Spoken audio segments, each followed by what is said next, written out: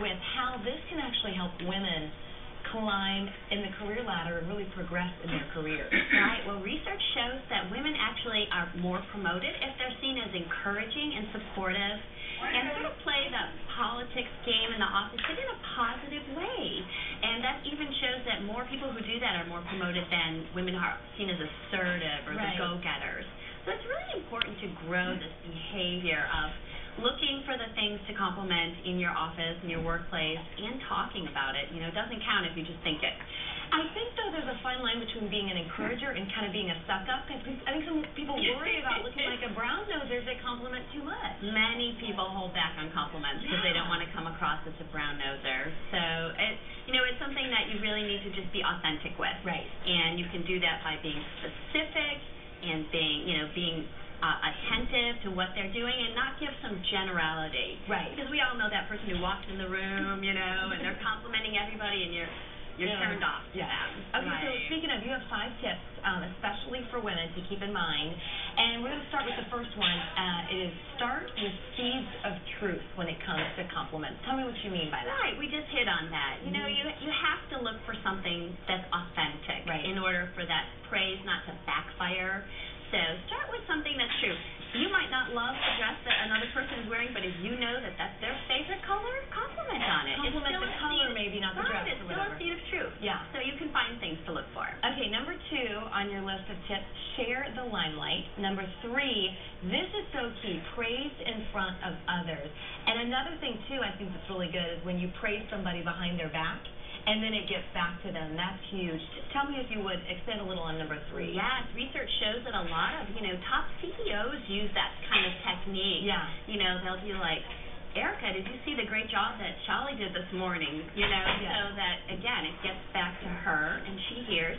And the other thing is then the people know that their behavior is being noticed. Good, so it encourages behavior around the office like that. Very good. Okay, so number 4 on your list of tips for women, be a name dropper.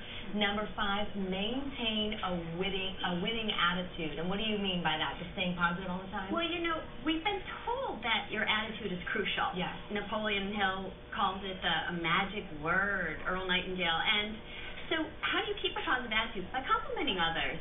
Because when you you reflect back their brilliance, it kind of comes back to you and your attitude stays positive. So by keeping this positive attitude with complimenting others, you're able to keep the kind of attitude that's crucial for success. So true. Okay, so let's talk about how this applies to kids and teens. Tell me how the right way to compliment a young child is. Well, we think that maybe we need to be correcting kids and showing them all the things they did wrong. But research shows that young kids don't learn from the negative feedback.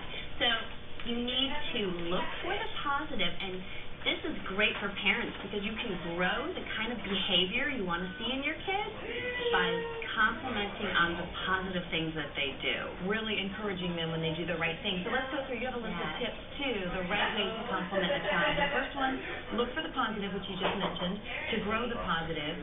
Err on the plus side. Comment on their looks.